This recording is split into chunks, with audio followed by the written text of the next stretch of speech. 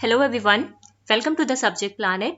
जैसे कि हम यहाँ पर प्रिपरेशन कर रहे हैं यूजीसी नेट पेपर 2 एजुकेशन की, जिसमें हम डील कर रहे थे रिवीजन सीरीज के साथ। मैंने एक सीरीज स्टार्ट की रिवीजन की, जिसमें हम जो भी हमारी मेजर यूनिट है उनका हम क्या करेंगे, की पॉइंट्स के थ्रू यहाँ पे हम रिवीजन कर रहे हैं। की पॉइंट्स में वो सारे टॉपिक का की पॉइंट लूंगी जो भी आपके पीवाईक्यूज में आए हुए हैं, उसको विद द फ्लो चार्ट में यहाँ पे समझाने की कोशिश करूंगी, क्योंकि जिन लोगों का भी एग्जाम है फरवरी में, ये उनके लिए काफी हेल्प करेगा।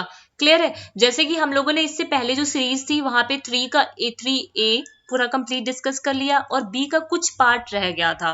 ठीक है, जैसे कि ये सी सेक्शन है जिसमें हमको कुछ थ्योरीज का लर्निंग की जो थ्योरीज है उनके बारे में पढ़ना है। ठीक है, और जो बी सेक्शन में जो टॉपिक रह गया था वो था आपका असेसमेंट ऑफ इंटेलिजेंस। ठीक है, इंटेलिजेंस को हम कैसे असेस कर सकते हैं उसके लिए कई सारी स्किल्स के बारे में हम यहाँ पे डिस्कस करेंगे।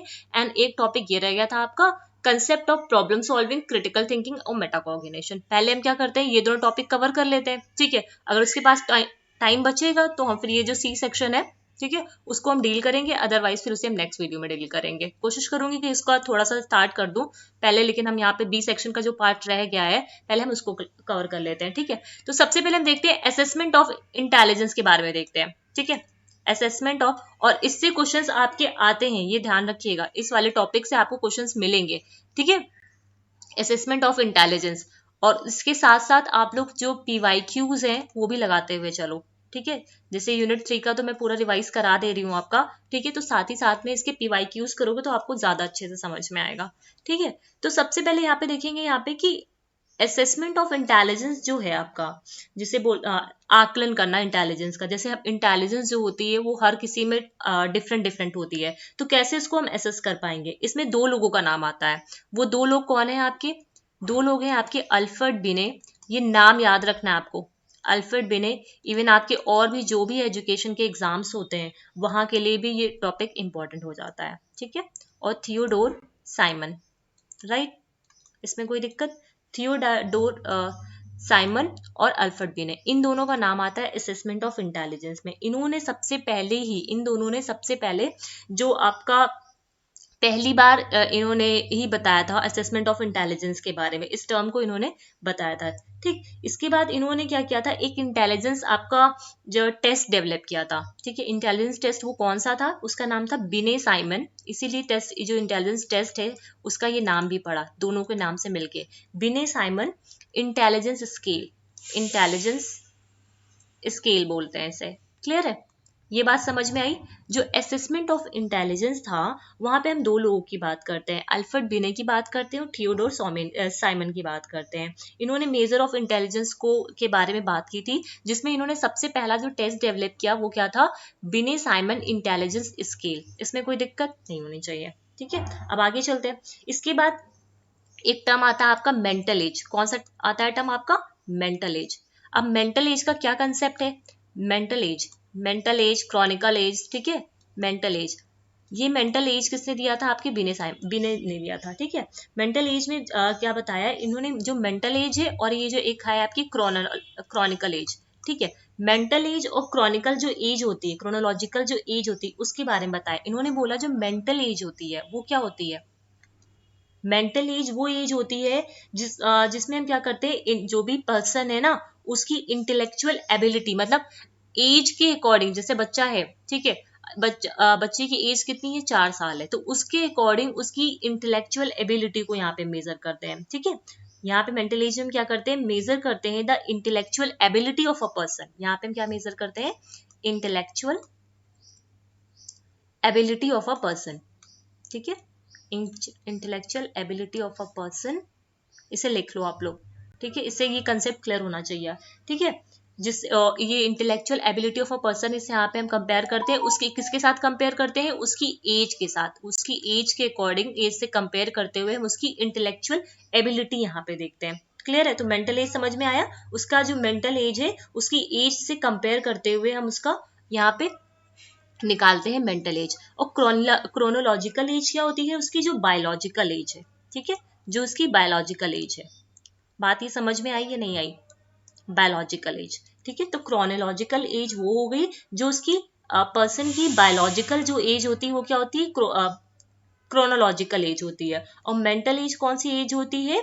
इंटेलेक्चुअल जो एबिलिटी होती है किसी पर्सन की, ठीक है, इंटेलेक्चुअल जो एबिलिटी होती है किसी पर्सन की कंपैरिजन टू हिज और हर एज, ठीक है, उसकी एज ग्रुप के अकॉर्डिंग हम यहाँ पे इंटेलेक्चुअल एबिलिटी को निकालते हैं, ठीक है। अब इसमें एक कंसेप्ट ये आता है कि किसी की बच्चे की अगर मेंटल एज ज्यादा है, ठीक है, यहाँ से एक कंसेप्ट निकल के आता है कि अगर किसी बच्चे का मेंटल एज ज्यादा है क्रोनोलॉजिकल एज से, तो उस केस में वो क्या होता है। और किसी बच्चे का मेंटल एज अगर कम है उसके क्रोनोलॉजिकल एज से, तो उस केस में क्या होता है। अगर मेंटल एज किसी बच्चे का ज्यादा है, ठीक है, तो वो कैसा होगा, ब्राइट होगा, ठीक है। उसको हम किस कैटेगरी में डालेंगे, उसको हम ब्राइट कैटेगरी में डालेंगे। क्लियर है। अगर किसी बच्चे का मेंटल एज उसके क्रोनोलॉजिकल एज से कम होता है, तो उसको हम क्या करते हैं, वो बच्चे कैसे आइडेंटिफाइड होते हैं, उनको इंटेलेक्चुअल डिसेबिलिटी होती है, ठीक है, उनको क्या होती है, इंटेलेक्चुअल, इसे लिख लो, डिसेबिलिटी आती है। उनको कैसे क्लासिफाई करते हैं, ऐसे। कोई दिक्कत इसमें। अगर मेंटल एज इफ कह सकते हैं उसकी जो मेंटल एज है is more than his her chronological age, then he or she will be classified as bright। अगर उसी बच्चे की मेंटल जो एज है, ठीक है, वो क्या हो जाए, बिलो हो जाए, ठीक है, क्रोनोलॉजिकल एज से, ठीक है, अगर मोर होगी तो कैसा इसको क्लासिफाई करेंगे, ब्राइट। अगर उसी जगह उसकी बिलो हो जाएगी क्रोनोलॉजिकल एज से, तो उसे हम कैसे आइडेंटिफाई करेंगे, इंटेलेक्चुअल डिसेबिलिटी में उसको आइडेंटिफाई करेंगे, ठीक है, इसमें कोई दिक्कत। उसके बाद एक टर्म आपका और आता है आईक्यू। अब ये आईक्यू का टर्म किसने दिया था, इसी में एक टर्म आता है आपका आईक्यू, ठीक है। अब ये आईक्यू टर्म किसने दिया था, स्टर्न ने दिया था, ये नाम याद रहना चाहिए आपको, किसने दिया था, आपके स्टर्न ने दिया था, ठीक है। आईक्यू जो विलियम स्टर्न थे, इनका पूरा नाम विलियम स्टर्न है, ठीक है, 1912 में इन्होंने इस टर्म को दिया था, आईक्यू को, ठीक है। ये कंसेप्ट इन्होंने सजेस्ट किया था इंटेलिजेंस क्वेश्चन का, उसमें इन्होंने फॉर्मूला दिया था आईक्यू का, मेंटल एज। इससे हम क्या कर सकते हैं, किसी भी पर्सन की आईक्यू निकाल सकते हैं, mental age upon chronological age into 100। कोई दिक्कत इसमें, ठीक है। एमए का मतलब क्या है, उसका मेंटल एज, ठीक है, और क्रोनोलॉजिकल एज का कहने का मतलब है उसका बायोलॉजिकल एज। क्लियर है। इसमें कह सकते हैं जो इसका अगर ये चीज लिख लो, अगर जो इसका मेंटल एज है ना, जो उसका मेंटल एज है अगर इक्वल हो जाता है क्रोनोलॉजिकल एज से, ठीक है, बच्चे की जो इंटेलेक्चुअल एबिलिटी है और उसकी बायोलॉजिकल एज के साथ अगर वो मैच कर जाती है, तो उस केस में जो आईक्यू होता है वो कैसा होता है, 100 होता है। ये बात समझ में आई या फिर नहीं आई, आ गई होगी। अगर बच्चे की जो मेंटल एज है, जो दिमाग उसका एज है मेंटल, दिमागी जो इसका एज है, और उसका क्रोनोलॉजिकल एज जो इसका बायोलॉजिकल एज है, ठीक है, अगर उसके साथ मैच कर जाता है, ठीक है, तो उस केस में क्या बोलते हैं, इसका आईक्यू कितना होगा, 100 होगा। उसी जगह लेकिन अगर मेंटल एज उसकी कम हो जाती है, किसी किसी बच्चे में होता है ना उसका दिमाग कम हो जाता है, तो ठीक है, क्रोनोलॉजिकल एज से, तो उस केस में उसका आईक्यू कैसा होता है, उस केस में उसका आईक्यू जो होता है वो क्या होता है, लेस देन 100 होता है, ठीक है। उस केस में उसका जो आईक्यू होता है वो लेस देन 100 हो जाता है। उम्मीद है ये कंसेप्ट आपको समझ में आया होगा। असेसमेंट ऑफ इंटेलिजेंस में हम दो लोगों की बात करते हैं, एल्फ्रेड बिने और थियोडोर साइमन के बारे में बात करते हैं, ठीक है। थियोडोर और साइमन और अल्फ्रेड बिने ने मिलकर के इंटेलिजेंस को मेजर करने के लिए एक स्केल दिया था जिसका नाम बिने साइमन इंटेलिजेंस टेस्ट पड़ा। इसमें उन्होंने दो कंसेप्ट के बारे में बात की, मेंटल एज और क्रोनोलॉजिकल एज। मेंटल एज किसने दिया था, आपके बिने ने दिया था। मेंटल एज क्या होती है, यहाँ पे हम पर्सन की जो इंटेलेक्चुअल एबिलिटी होती है उसको कंपेयर कराते हैं उसकी एज के साथ, ठीक। और क्रोनोलॉजिकल एज क्या होती है, इसकी बायोलॉजिकल एज होती है। इफ किसी पर्सन की मेंटल एज अगर ज्यादा हो जाती है क्रोनोलॉजिकल एज से, तो उस केस में हम उसको क्या कंसिडर करते हैं, ब्राइट कंसिडर करते हैं, ठीक है। अगर उसी केस में अगर मेंटल एज कम हो जाती है क्रोनोलॉजिकल एज से, तो उस केस में उसको कैसे कंसिडर करते हैं, इंटेलेक्चुअल डिसेबिलिटी उसको मान लेते हैं, ठीक। और आईक्यू एक टर्म था, कंसेप्ट था, ये किसने दिया था, आपका आईक्यू का कंसेप्ट दिया था आपके विलियम स्टर्न ने दिया था, ठीक है। विलियम स्टर्न ने 1912 में कंसेप्ट दिया था जिसमें उन्होंने एक फॉर्मूला बताया, IQ is equals to mental age upon chronological age into 100। Mental age अगर आपकी इक्वल हो जाती है क्रोनोलॉजिकल एज से, तो उस केस में आईक्यू कैसा होता है आपका, 100 होता है, मतलब आईक्यू 100% माना जाता है। लेकिन उसी जगह अगर मेंटल एज अगर आपका क्रोनोलॉजिकल एज से कम हो जाता है, ठीक है, तो उस केस में क्या मानते हैं, उसका जो IQ होगा वो लेस देन 100 होगा। उम्मीद है यहाँ तक आपको बातें समझ में आई होंगी। ठीक, उसके बाद कुछ IQ की रेंज है। ठीक है, इससे क्वेश्चंस आपके पूछे जाते हैं कि अगर बच्चा को सीवियर इंटेलेक्चुअल डिसेबिलिटी है तो वो कौन सी रेंज में आएगा, या फिर प्रोफाउंड इंटेलेक्चुअल डिसेबिलिटी है तो वो कौन सी रेंज में आएगा, है ना। ऐसे करके ये क्वेश्चंस आते हैं आपके। ठीक, तो इसको एक चार्ट के थ्रू मैं यहाँ पे समझा रही हूँ। ये चार्ट एज जैसे मैं चार्ट में बना रही हूँ ना, वैसे ही आप इसको बना भी लेना। ठीक है, इसमें ज्यादा कुछ नहीं, ये आपको याद करना पड़ेगा, ये आपको याद होना ही चाहिए। इवन आपके ये उसमें भी काम आएगा, जो आपका यूनिट 10 है ना, ठीक है, उसमें भी ये काम देगा आपको। ठीक, अब इसमें आ जाते हैं। सबसे पहले आता है आपका IQ रेंज। क्या आता है? IQ range. ठीक है, IQ रेंज। देन आता है आपका डिस्क्रिप्टिव लेवल।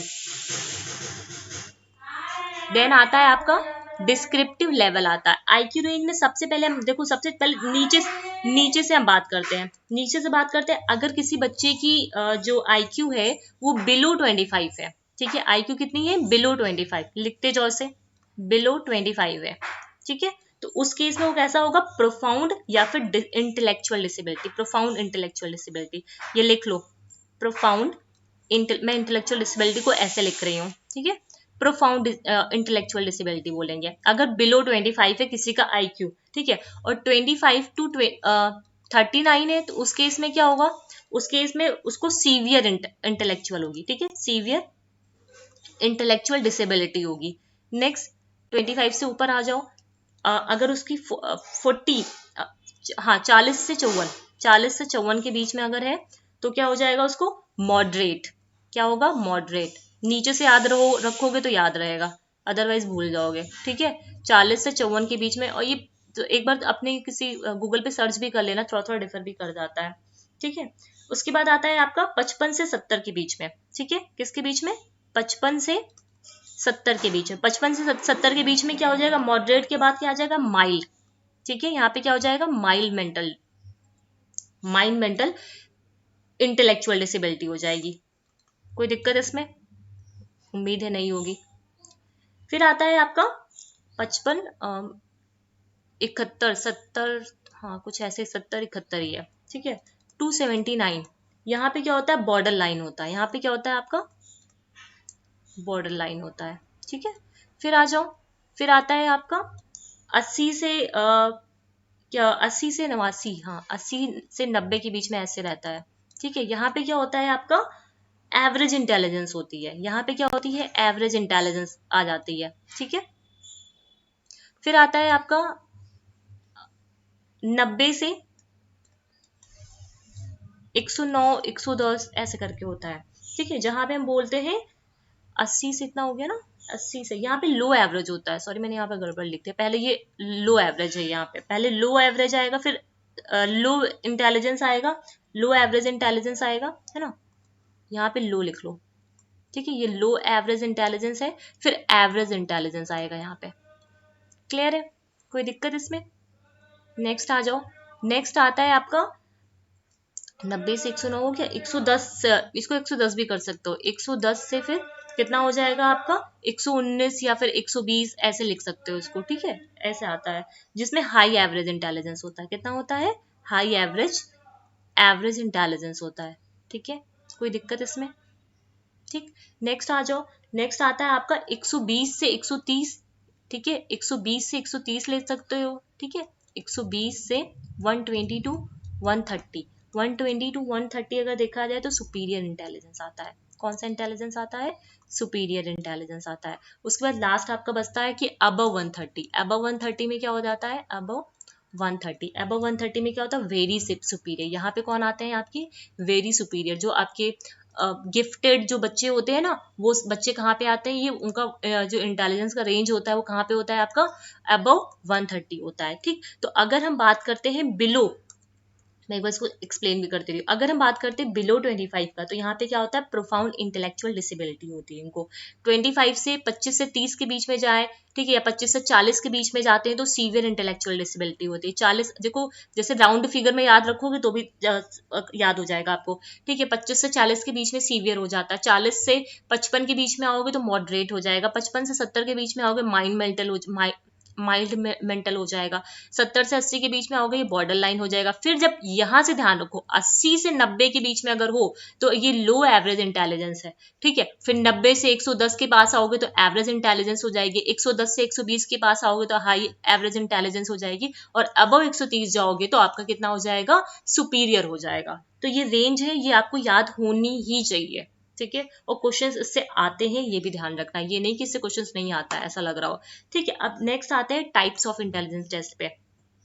कई सारे इंटेलिजेंस टेस्ट है, सबको वन बाय वन देखेंगे हम लोग, ठीक है। Types of intelligence test. Intelligence test मेरा रिवीजन सीरीज चलाने का सिर्फ इतना ही मोटिव था कि आप लोगों को, अगर आपने पढ़ा हुआ है थोड़ा बहुत, तो आपका क्विक रिवाइज हो जाएगा। और वो सारे कंसेप्ट को मैंने यहाँ पे की पॉइंट के थ्रू लेने की कोशिश की है जो आपके एग्जाम्स में पूछे गए हुए हैं, है ना। तो मेरा सिंपल सा यही मोटो था कि आपको क्विक रिवीजन हो जाए। अगर आपने नहीं कुछ पूरा भी डिटेल में देखा है तो क्विक इसको रिवाइज भी कर लोगे ना तो दिमाग में चीजें रहेंगी आपकी, ठीक है। अब यहाँ पे सबसे पहले आते हैं यहाँ पे, इसकी भी 3 क्लासिफिकेशन है। हम पार्टिसिपेंट्स के बीच बेस में देखते हैं, कल्चरल की बेस पे देखते हैं, है ना। और जो भी हम आइटम यूज कर रहे हैं टेस्ट में उसके बेसिस पे भी देखते हैं, ठीक है। तो यहाँ पे क्या है आपका, based on number of participants. अब इसमें कौन कौन से आएंगे वो देख लो, अभी देखते हैं इसमें, ठीक है। फिर आता है based on applicability based on applicability across culture, ठीक है। कल्चर फ्री, कल्चर बायस्ड, ये सारी चीजें जो हम पढ़ते हैं ना वो यहीं पे आएगी, अक्रॉस कल्चर्स। कोई दिक्कत इसमें? नेक्स्ट आ जाओ, बेस्ड ऑन द, इसमें वर्बल नॉन वर्बल आ जाएंगे। Based on the type of intelligence items, sorry intelligence कह रहे हो, आइटम्स जो यूज होते हैं, items used in the test, in the test, ठीक। अब इसमें को फर्दर क्लासिफाई करेंगे तो कहाँ पे आएगा ये, इसको बॉक्स में बंद कर लेते हैं, ठीक है। जैसे आप जब नोट्स बनाओ तो आपको भी सही लगे, ये समझ में आए, ठीक है। अब इसको हम लोग 2 पार्ट में क्लासिफाई करते हैं, ठीक है। यहाँ ये भी आपका 2 पार्ट में आ जाएगा, ये भी 2 में आ जाएगा। वैसे ऐसे ही बनाना कॉपी में अपने, जैसे आपको समझ में आए कि आपने लिखा गया है ना। यहाँ पे आता है इंडिविजुअल टेस्ट, ठीक है। वैसे आप अगर किसी बुक को देखोगे तो वहां पे लिखा होगा इंडिविजुअल टेस्ट और ग्रुप टेस्ट, ऐसे लिखा होगा, तो मैंने इसको ऐसे लिख दिया, ठीक है। इंडिविजुअल और ग्रुप टेस्ट 2 टेस्ट आते हैं यहाँ पे। फिर यहाँ पे कल्चर फ्री टेस्ट आता है, कल्चर बायर टेस्ट आता है और कल्चर बायस टेस्ट आता है, ठीक है। कल्चर फ्री टेस्ट है ना, और कल्चर बायस टेस्ट। उम्मीद है ये आपको हेल्प कर पाएगी आपके स्टडीज में, ठीक है। फिर आता है यहाँ पे verbal and non verbal test, 2 test है, ठीक है। Verbal test and non verbal test, ठीक है। नॉन वर्बल टेस्ट, कोई दिक्कत यहाँ तक नहीं होनी चाहिए, उम्मीद तो यही है कि नहीं होगी। Individual test, group test, culture free test and culture bias test, ठीक है। फिर verbal test and non verbal test. अब इसको हम क्या करेंगे, 1 बाय 1 डिस्कस करेंगे, ठीक है। थोड़ा लंबा रहेगा लेकिन मुझे सिर्फ क्या करना है, की पॉइंट आपको समझाना है। बहुत ज्यादा इसमें डिटेल में जाने की जरूरत नहीं है कि हम एक एक लाइन को, जब आप बुक ओपन करोगे ना अपनी साइकोलॉजी की, तो उसमें बहुत सारा कुछ दे रखा हुआ है, हमें इतना नहीं देखना। हमें सिर्फ क्या करना है, सिर्फ की पॉइंट देखना जो हमारे एग्जाम के पॉइंट ऑफ व्यू से इंपॉर्टेंट है। क्लियर है जी? आगे आ जाओ। अब बात करते हैं सबसे पहले हम इंडिविजुअल टेस्ट की, एक एक को हम यहाँ पे करते जाएंगे, ठीक है। इंडिविजुअल टेस्ट मैं अलग अलग करा रही हूँ जिससे आपको समझ में भी आए, ठीक है। इंडिविजुअल टेस्ट, इंडिविजुअल जो टेस्ट है यहाँ पे कहने का मतलब क्या है, इंडिविजुअल एक पर्सन, इंडिविजुअल से कहने का मतलब क्या, सिर्फ एक पर्सन, मतलब कोई भी इंडिविजुअल जो टेस्ट होता है वो 1 इंडिविजुअल पे होता है एट अ टाइम। ये कीवर्ड की पॉइंट है इसका, लिख लो इसको। 1 इंडिविजुअल, ये टेस्ट जो होता है कंडक्ट कहाँ कैसे होता है, 1 इंडिविजुअल एट अ टाइम, ठीक है। एक इंडिविजुअल पे होता है एक टाइम पे। ये चीज समझ में आई या फिर नहीं आई?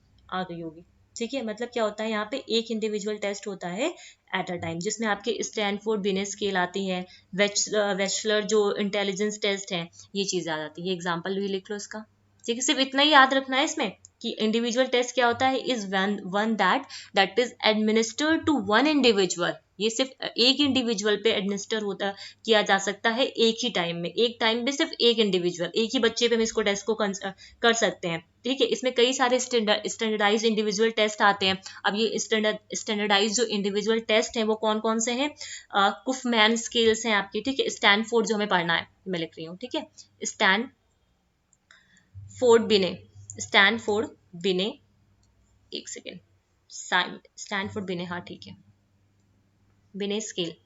ठीक है, और क्या है इसके अलावा, एक आपका जो है वेचलर, ये भी हमको पढ़ना है। ठीक है, इससे क्वेश्चंस आपके आए हुए हैं, मैं वही लिख रही हूँ जो आप, जिससे आपके क्वेश्चंस में एग्जाम में क्वेश्चंस आए हुए हैं। वेचलर इंटेलिजेंस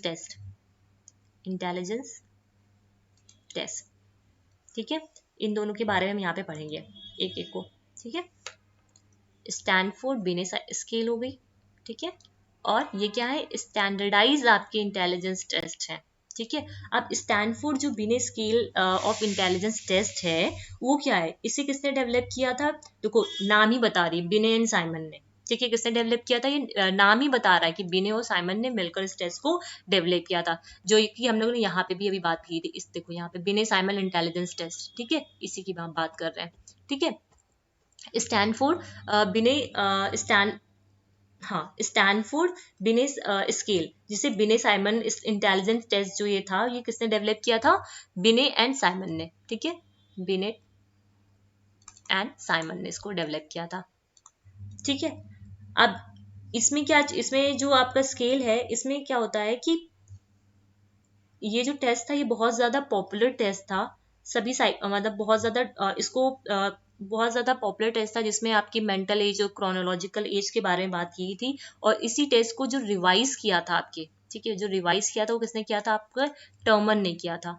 ठीक है, इस टेस्ट को रिवाइज किसने किया था, टर्मन ने किया था। ठीक है, this test was revised and adapted by an American psychologist Lewis M Terman, इनका पूरा नाम था। ठीक है, वो भी स्टैनफोर्ड यूनिवर्सिटी में ही काम करते थे। ठीक है, उसके बाद इन्होंने इस टेस्ट को रिवाइज करके बोला था स्टैनफोर्ड बिने साइकिल बोला था। ठीक है, स्टैनफोर्ड बिने साइकिल, इसीलिए हम इसको बोलते हैं।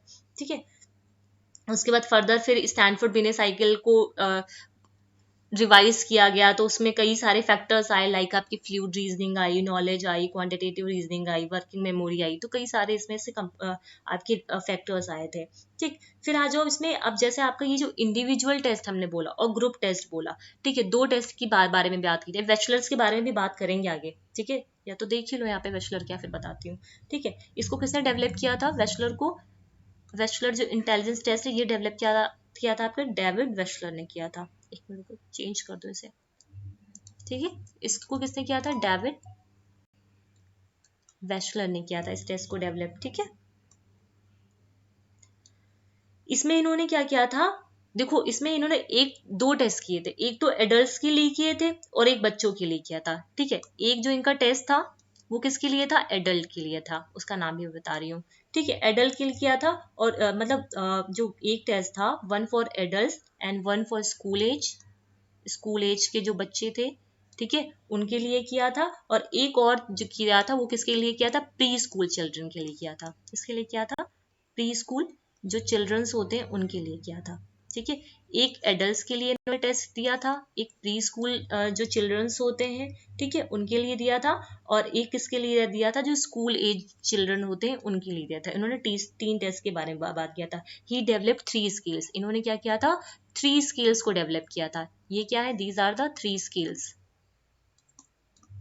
ठीक है, one is for adult and one is for school age children and one is for pre school children. इसमें कोई दिक्कत नहीं होनी चाहिए। ठीक है, तो इन्होंने 3 टेस्ट को डेवलप किया था। ठीक है, ये जो टेस्ट थे इसमें कई सारे इसके सबसेट थे।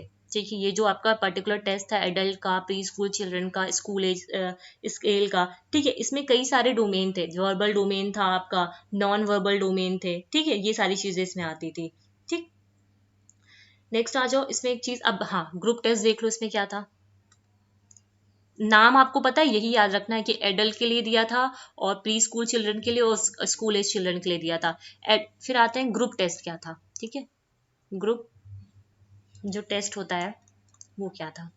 देखो, जो ग्रुप टेस्ट है वो क्या करते हैं, हम क्या करते हैं एक पर्सन मतलब सेम टाइम में, ठीक है, सेम टाइम में हम एक पर्सन से जब ज्यादा लोगों पे करते हैं तो वो क्या होता है, हमारा ग्रुप टेस्ट होता है। कौन सा टेस्ट होता है? A group test is one that can be administered more than one person.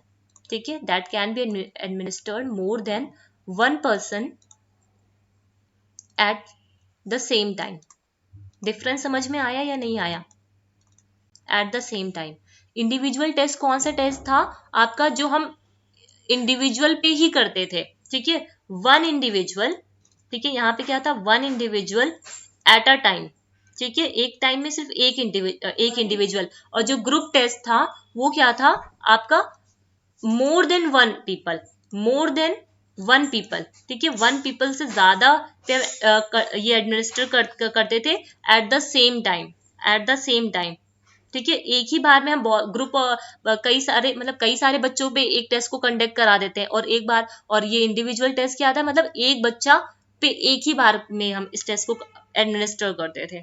ठीक है, तो ये बोल रहा है यहाँ पे। अब इसके भी कई सारे एग्जांपल है, जैसे इंडिविजुअल टेस्ट में आपके वेशलर आ गया और स्टैनफोर्ड बिने बिने जो साइमन स्केल है वो आ गई। ठीक है, उसी तरह यहाँ पे भी आपके जो ग्रुप टेस्ट है ना, वहां पे भी इसके कई सारे एग्जाम्पल हैं आपके। जैसे आपका रोबिन्स का प्रोग्रेसिव मैट्रिसेस है, वो इसी का एग्जाम्पल है। एक मिनट मैं लिख दे रही हूँ, इसको लिख लो आप लोग। जैसे आपको अच्छा क्वेश्चन में ऐसे आप पूछा जाता है कि जो रोबिन्स की प्रोग्रेसिव मैट्रिसेस था वो इंडिविजुअल टेस्ट में आता है या फिर ग्रुप टेस्ट में आता है ना, ऐसे ही क्वेश्चन पूछते जाते हैं आपसे। ठीक है, तो इसका एग्जाम्पल क्या हो जाएगा आपका, रोबिन्स का, रोबिन्स प्रोग्रेसिव मैट्रिसेस। ठीक है, और इसमें लिख सकते हो जो आपका कल्चर फेयर इंटेलिजेंस टेस्ट आता है वो भी इसी का एग्जांपल आएगा। ठीक है, कल्चर फेयर इंटेलिजेंस हो गया, है ना। ठीक है, और इसमें आ जाएगा जैसे क्योंकि ये कई सारे बच्चों पे करते हैं ना, तो मोर than one person at the same time. और इसके अलावा इसमें जो आपकी कॉग्निटिव एबिलिटीज से रिलेटेड जो भी टेस्ट होते हैं वो आ जाएगा। ठीक है, कॉग्निटिव एबिलिटीज। ठीक है, ये टेस्ट इसमें आ जाएंगे। तो ये कुछ टेस्ट हैं जो इसका आपको नाम याद रखना है। ठीक है, मेन तो आपको रोबिन्स का याद रखना है और उसका क्या बोलते हैं इसको, कल्चर फ्री इंटेलिजेंस टेस्ट का। ये किस में आते हैं, ग्रुप टेस्ट में आते हैं।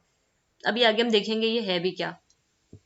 ठीक है, इतनी बातें समझ में आई, इसमें कोई दिक्कत? हमने इंडिविजुअल टेस्ट देख लिया और ग्रुप टेस्ट देख लिया। स्टैनफोर्ड बिने जो टेस्ट था वो बिने एंड साइमन ने दिया था, इसको रिवाइज किसने कराया था, टर्मन ने कराया था। विशलर इंटेलिजेंस टेस्ट, जो वेशलर का इंटेलिजेंस टेस्ट था वो तीन स्केल्स पे काम थी, उन्होंने तीन स्केल दी थी, for adult and pre school childrens के लिए एंड स्कूल एज चिल्ड्रन के लिए, जिसे डेवलप किया था डेविड वेशलर ने। उसके बाद ग्रुप टेस्ट आया। ग्रुप टेस्ट में हम क्या करते हैं, मोर देन वन पर्सन लेते हैं, मतलब एक से ज्यादा लोग होते हैं वहां पे एक टाइम पे ही। ठीक है, एक टाइम पे हम एक से ज्यादा लोगों को इस टेस्ट को करवा सकते हैं, जिसमें रोबिन्स की प्रोग्रेसिव मैट्रिसेस का आ जाता है। ठीक, अब बात करते हैं, देखो ये दो चीजें हो गई, यहाँ इधर आ जाओ। हाँ, हमने ग्रुप देख लिया और इंडिविजुअल देख लिया। अब हम देखते हैं वर्बल और नॉन वर्बल टेस्ट कौन से थे। ठीक है, मैं एक एक को यहाँ पे डिस्कस कर रही हूँ, जैसे आपको समझ में आए कि मैं किसके बारे में क्या बोल रही हूँ। ठीक है, वर्बल टेस्ट। ठीक है, अब वर्बल टेस्ट कौन सा होता है, वर्बल और नॉन वर्बल टेस्ट। सब वर्बल और नॉन वर्बल के बारे में तो पता ही होगा ना सबको। देखो, वर्बल जो इंटेलिजेंस होती है ना, ठीक है, जो वर्बल इंटेलिजेंस होती है वो क्या होती है, is ability to use and solve problem using language based reasoning. मतलब हम यहाँ पे क्या करते हैं, लैंग्वेज का यूज करते हैं, कोई भी प्रॉब्लम है उसको हम सॉल्व करते हैं बाय यूजिंग अवर लैंग्वेज। ठीक है, हमारी अपनी लैंग्वेज बेस्ड जो हमारी रीजनिंग होती है ना, उसका यूज करके हम वर्बल टेस्ट का यूज करते हैं। ठीक है, तो यहाँ पे हम क्या जाता है, प्रॉब्लम्स को सॉल्व करते हैं। ठीक है, यहाँ पे वर्बल में क्या आ जाता है, एक मिनट, यहाँ पे वर्बल में मैं चीज देखना चाह रही थी, इसमें क्या था आपका वर्बल वाले में। हाँ, वर्बल टेस्ट जो होते हैं ना उसमें कौन कौन से आ जाते हैं आपके, चीजें वर्ड्स के थ्रू प्रेजेंट की जाती हैं। ठीक है, ये चीज, हाँ, चीजें जो भी चीजें होती हैं, लैंग्वेज आती है वर्बल में। ठीक है, जो भी टेस्ट होंगे उसमें लैंग्वेज होगा, वर्ड्स होगा। ठीक है, और ये जो आपका ये जो टेस्ट है वर्बल टेस्ट है। ठीक है, जो वर्बल टेस्ट को हम क्या करते हैं, वर्ड्स हो गया, लैंग्वेज हो गया। ठीक है, इन सब के थ्रू हम प्रेजेंट करते हैं किस, अब ये किन लोगों को दिया जा सकता है, अब ये लैंग्वेज और वर्ड्स के बारे में उन्हीं लोगों को दे सकते हैं ना जो लिटरेट होंगे। कौन होंगे? जो लिटरेट पीपल होंगे, उनके ऊपर ही ये टेस्ट को किया जाता है, ये ध्यान रखना। ठीक है, वर्बल टेस्ट में क्या क्या आ जाता है आपका, जो भी टेस्ट होगा उसमें क्या होंगे, वर्ड्स होंगे, ठीक है, लैंग्वेज होंगे, and that can be administered only to literate people.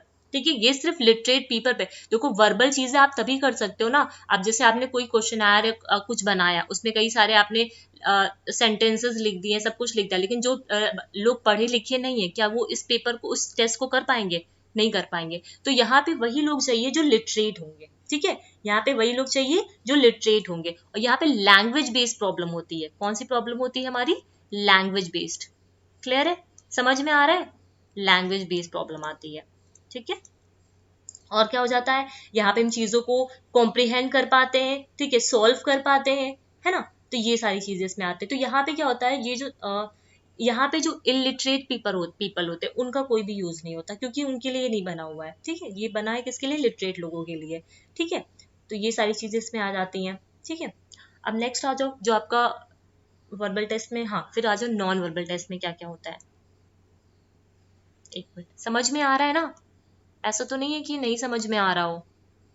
ठीक है, नॉन वर्बल टेस्ट, अब ये हम किस पे कर सकते हैं? अपने आप से अंदाजा लगाओ, जस्ट अपोजिट है उसका। जो नॉन वर्बल टेस्ट होता है, यहाँ पे हम जो टेस्ट होते हैं वो पिक्चर्स के फॉर्म में प्रेजेंट करते हैं। किसके फॉर्म में प्रेजेंट करते हैं? पिक्चर्स के फॉर्म में। ठीक है, पिक्चर्स होंगी, इमेजेस होंगी, है ना। और क्या हो जाएंगे नॉन वर्बल टेस्ट में? इसमें आपकी क्या बोलते हैं उसको, जैसे आपका यहाँ पे हम क्या करते हैं, विजुअल जो इंफॉर्मेशन होती है, मतलब चीजों को क्या करते हैं, पिक्चर्स के थ्रू हम दिखाते हैं लोगों को, और उसके थ्रू हम एनालाइज करते हैं। ठीक है, पिक्चर्स के थ्रू, मतलब एक तरीके से हम क्या करते हैं, it's a ability to analyse visual information. इसे क्या बोल सकते हैं? Ability, one's ability, one's ability to analyse visual information. ठीक है, विजुअल इंफॉर्मेशन। ठीक है, मतलब पिक्चर्स के फॉर्म में उनके सामने वो टेस्ट को प्रेजेंट करते हैं। ठीक है, जिससे वो क्या कर पाए, वो अपनी उसको विजुलाइज करके उस प्रॉब्लम को सॉल्व कर पाए, है ना। इसमें आपका कौन से, इसमें आपका परफॉर्मेंस टेस्ट आ जाता है। ठीक है, एग्जाम्पल है इसका, परफॉर्मेंस टेस्ट आ जाता है इसमें आपका। अभी आगे देखेंगे ये है क्या, परफॉर्मेंस टेस्ट आ जाते हैं। ठीक है, ये आ जाता है, परफॉर्मेंस टेस्ट आ जाता है, जिसमें हम क्या करते हैं, सब्जेक्ट को मैनिपुलेट कर पाते हैं, उनकी परफॉर्मेंस को, परफॉर्मेंस के अकॉर्डिंग यहाँ पे मैनिपुलेशन हो पाता है। ठीक, तो सिंपल सा देखो, वर्बल टेस्ट कौन से टेस्ट हो गए, वर्बल एंड नॉन वर्बल, या फिर परफॉर्मेंस टेस्ट जिससे बोल देते हैं। ठीक है, वर्बल वर्बल बोलेंगे, इसी नॉन वर्बल टेस्ट को हम लोग कौन सा टेस्ट बोल देते हैं, परफॉर्मेंस टेस्ट भी बोल देते हैं। ठीक है, कभी कभी अगर ये लिखा हो तो कंफ्यूज मत होना, इसको परफॉर्मेंस टेस्ट भी बोलते हैं।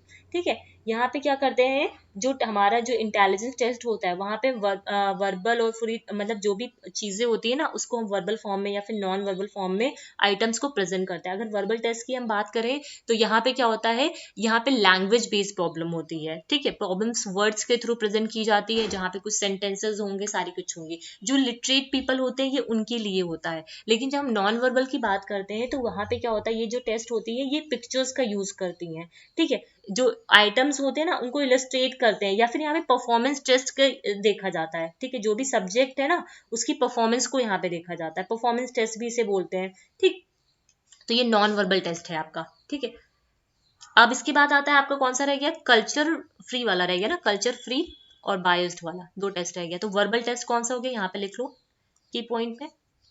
वर्बल टेस्ट जो वो हो गया जहां पे हम लैंग्वेज बेस्ड प्रॉब्लम सॉल्व करते हैं। ठीक है, लैंग्वेज बेस्ड प्रॉब्लम आती है। ठीक, और ये क्या होती है, पिक्चर फॉर्म में होती है। किस फॉर्म में होती है, पिक्चर फॉर्म में रहती है। उसके अलावा इसे परफॉर्मेंस टेस्ट भी बोलते हैं। ठीक है, यहाँ पे हम क्या कर पाते हैं, उसको मैनिपुलेट भी कर पाते हैं, परफॉर्मेंस टेस्ट बोलते हैं। अब आता है कल्चर फ्री टेस्ट और culture bias test. Culture free test और कल्चर बायस टेस्ट क्या, वो देख लेते हैं। ठीक है, उसके बाद फिर आगे चलेंगे। कल्चर फ्री टेस्ट, अब कल्चर फ्री टेस्ट क्या होता है बताओ, कल्चर फ्री टेस्ट और कल्चर बायस टेस्ट क्या होता है।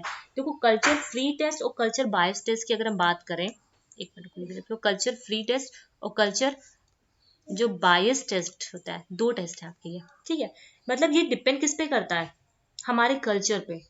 किसी पर्सन का जो कल्चर होता है उस पर डिपेंड करता है, ठीक है। कल्चर फ्री टेस्ट जो होते हैं वो कैसे होते हैं, हमारे फेयर होते हैं, ये किसी पर्टिकुलर कल्चर को बिलोंग कर रहे होते हैं, है ना। कल्चर फ्री जो टेस्ट होते हैं वो कैसे होते हैं, ये टेस्ट फेयर होते हैं, पर्टिकुलर कल्चर को बिलोंग कर रहे होते हैं, जिसमें नॉन वर्बल परफॉर्मेंस टेस्ट ये सारी चीज आ जाती है। ये कैसे टेस्ट होते हैं, फ्री होते हैं, पर्टिकुलर कोई कल्चर होता है, ठीक है, पर्टिकुलर कल्चर से ये फ्री होता है, ठीक है, पर्टिकुलर कल्चर से ये कैसे होते हैं, मतलब फ्री होते हैं, ठीक है। उसके अलावा इसमें जैसे नॉन वर्बल, इसका एग्जांपल क्या लिख सकते हो, जो नॉन वर्बल टेस्ट है आपके वो यहाँ पे आते हैं, ठीक है, नॉन वर्बल टेस्ट आते हैं, परफॉर्मेंस टेस्ट आते हैं। लेकिन यहाँ पे जब हम कल्चर बाइज्ड टेस्ट की बात करते हैं, जब कल्चर बायस टेस्ट की बात करते हैं, ये क्या होते हैं, यहाँ पे वो बायसनेस शो करते हैं, ठीक है, यहाँ पे वो क्या शो करते हैं, बायसनेस शो करते हैं, ठीक है, टू द कल्चर, ठीक है, जिसमें वो डेवलप हुए हैं, ठीक है, मतलब जिसमें वो जिससे वो बिलोंग करते हैं, वहां पे वो बायसनेस आ जाती है, ठीक है। तो जैसे एग्जांपल ले सकते हो, कुछ टेस्ट जो किसी अर्बन सोसाइटी के नॉर्म्स पे बनी हुई है, तो कैसा है, कल्चर फेयर है फॉर अर्बन सोसाइटी, लेकिन कल्चर बायस्ड हो जाएगा रूरल सोसाइटी के लिए। समझ में आई बात, नहीं समझ में आई, मतलब जो हमारा आपका अर्बन सोसाइटी है, ठीक है, वहां के कुछ अलग ही नॉर्म्स होते हैं, रूल्स और रेगुलेशंस होते हैं, ठीक है। तो वो जो हमारा अर्बन सोसाइटी के जो रूल्स और नॉर्म्स होंगे, ठीक है, उनके जो रेगुलेशंस होंगे, उसके हिसाब से ये क्या है, कल्चर फ्री है, ठीक है। ये कैसे हो जाएंगे, कल्चर फ्री कह रही हूँ, कल्चर फेयर टेस्ट है, फ्री नहीं है, सॉरी मैंने गलत लिख दिया यहाँ पे, मैं बोल भी उसी को रही हूँ, फ्री नहीं फेयर है, ठीक है, ध्यान देना, अभी मेरे दिमाग में आया ये कल्चर फेयर टेस्ट होते हैं, है ना। मतलब जैसे एग्जाम्पल मैं बोल रही हूँ, जैसे आपका अर्बन सिटी होता है, उसका कुछ अपना ही रहन सहन होता है, उसका अपना ही खान पान सब कुछ होता है, मतलब खुद के उनके कुछ जो नॉर्म्स होते हैं ना, वो कहाँ पे आते हैं, आपकी कल्चर फेयर टेस्ट में आता है। लेकिन इसी अर्बन नेचर के, अर्बन का जो ये नॉर्म्स है, ठीक है, रेगुलेशन है, रूल्स एंड रेगुलेशन है, जब हम कहाँ पे फॉलो करवाएं, कल्चर बायस टेस्ट में, ठीक है, मतलब रूरल एरिया में, जब हम रूरल एरिया में जो हमारा गांव का एरिया है, रूरल एरिया है, जब हम इसी नॉर्म्स को यहाँ भी फॉलो कराने की कोशिश करेंगे, तो वो क्या हो जाता है, कल्चर बायस्ड हो जाता है। समझ में आई बात, मतलब जो अर्बन सोसाइटी ही है वो कैसा है, उसके नॉर्म्स जो हैं वो कैसा है, कल्चर फेयर है अर्बन सोसाइटी के लिए, ठीक है। हम जिस सोसाइटी में रह रहे हैं, तो वहाँ के जो नॉर्म्स होंगे, जो भी वहाँ की चीजें होंगी, वो मेरे लिए सही है, कल्चर फेयर है। लेकिन अगर जैसे हमारे यहाँ का जो रहन सहन है, अगर दूसरे कल्चर में जाए, रूरल सिटी में, हम अगर रूरल एरियाज में जाए, वहां पे भी इसी चीज को फॉलो कराने की कोशिश करें, तो वो कैसा हो जाएगा, वहां पे बायसनेस आ जाएगी। तो ये बोल रहा है, ठीक है, कल्चर फ्री और कल्चर फेयर, मेरे दिमाग में फ्री क्यों आ रहा है, कल्चर फेयर टेस्ट और कल्चर बायस टेस्ट, और कल्चर फेयर टेस्ट को ही हम लोग कल्चर फ्री टेस्ट बोलते हैं, इसलिए शायद आ रहा है, ठीक है, कल्चर फ्री टेस्ट भी बोलते हैं, ठीक है, ये भी बोलते हैं इसको, कल्चर फ्री टेस्ट भी बोला जाता है फेयर टेस्ट को, ठीक। इसमें कोई दिक्कत नहीं होनी चाहिए, उम्मीद है यहाँ तक समझ में आ गया होगा आपको, ठीक है। अब एक चीज, हाँ ठीक है, ये हो गया आपका, ठीक, कल्चर फेयर टेस्ट हो गया आपका, कल्चर फ्री टेस्ट हो गया, है ना। तो ये चीज समझ में आई ना, कि कल्चर फेयर टेस्ट और कल्चर बायस टेस्ट क्या होता है। जैसे कल्चर फेयर टेस्ट है, वो क्या हो गया, जैसे हर कल्चर का अपने ही वैल्यूज होती हैं, है ना। समझ लो इस चीज को, कि कल्चर फेयर का मतलब क्या है और कल्चर बायस्ड का मतलब क्या है। कल्चर फेयर कहने का मतलब है, जो भी कल्चर्स हैं उनकी खुद की नॉर्म्स होंगी, उनकी लैंग्वेज होगी, उनकी वैल्यूज होंगी, है ना, उनकी खुद की कुछ डिमांड्स होंगी, उनका जो रहन सहन होगा, है ना। तो वो सारी चीजें कैसे अगर उसी सोसाइटी में फॉलो की जा रही हैं, तो वो कैसा है, कल्चर फेयर है, या फिर कल्चर फ्री टेस्ट बोला जाएगा। लेकिन अगर उन्हीं चीजों को लेकर के हम दूसरी कल्चर में अगर वो चीज फॉलो कराएं, तो वो कैसा हो जाता है, हमारा कल्चर बायस्ड हो जाता है, ठीक है। तो सिर्फ इतना ही है यहाँ पे। तो यहाँ पे हम लोगों ने कौन से टेस्ट के बारे में बात कर ली, इधर आ जाओ पीछे, एक मिनट, किधर गया, हाँ। तो हम लोगों ने कल्चर फ्री टेस्ट देख लिया, है ना, और क्या देखा, कल्चर बायस टेस्ट देख लिया। कल्चर फ्री टेस्ट क्या होता है हमारा, एक मिनट, कल्चर फ्री जो टेस्ट है, एक मिनट रुकना, कहाँ गया, कल्चर फ्री टेस्ट क्या हो जाएगा, ये फ्री नहीं, यहाँ पे फेयर लिख लो, एग्जाम में ऐसे है। ये कैसा होता है, कल्चर फ्री होता है, ठीक है, और ये कैसा होता है, बायस्ड होता है, ठीक है, ये कैसा होता है, बायस्ड होता है, ठीक। तो यहाँ पे जो हमारा ये टॉपिक था आपका असेसमेंट ऑफ इंटेलिजेंस, ये कंप्लीट हो गया। उम्मीद है ये आपको समझ में आया होगा। जितनी चीजें मैंने यहाँ पे लिखी हैं उतनी वो इम्पोर्टेंट है, आप PYQ जब करोगे तो देखोगे ये सारी चीजें पूछी गई हैं आपसे, है ना। और मैंने कोशिश की है कि जितना अच्छे से मैं आपको समझा सकूं उतना मैं अच्छे से समझाऊं आपको। ठीक है, अब हम आ जाते हैं नेक्स्ट, आपका क्या है, problem solving, critical thinking, metacognition, creativity. ये कंसेप्ट को हम वन बाय वन देख लेते हैं। ठीक है, ये बहुत छोटा सा कंसेप्ट सेट, बहुत बड़ा नहीं है। ठीक है, सबसे पहले आते हैं हम कंसेप्ट ऑफ प्रॉब्लम सॉल्विंग। ठीक है, सबसे पहले हम किसकी बात करते हैं, प्रॉब्लम सॉल्विंग की। ठीक है,